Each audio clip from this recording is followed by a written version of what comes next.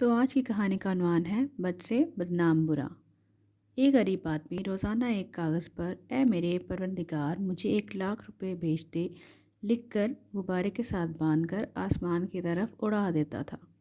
غبارہ اڑتا ہوا police station کے اوپر سے گزرتا تو پولیس والے اس غبارے کو پکڑ کر پرچی میں لکھی عبارت کو پڑھتے اور اس غریب اور بھولے والے آدمی کی دعا پر ہنستے۔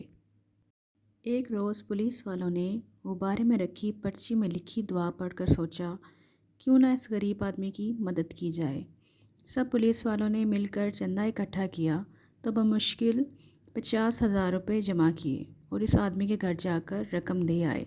دوسرے روز پولیس والوں نے پھر غبارہ دیکھا تو حیران ہوئے اور اسے فوراً پکڑا اور اس میں لکھی عبارت پڑھی تو ان کے ہوش اڑ گئے۔ اس میں لکھا تھا یا رب آپ کی بھیجی ہوئی رقم تو مل گئی ہے لیکن آپ کو یہ رقم پولیس والوں کے ہاتھ نہیں بھیجنی چاہیے تھی، وہ ظالم اس میں سے آدھی رقم کھا گئے۔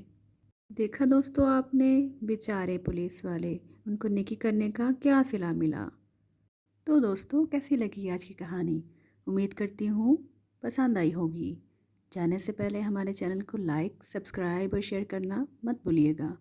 Bye bye.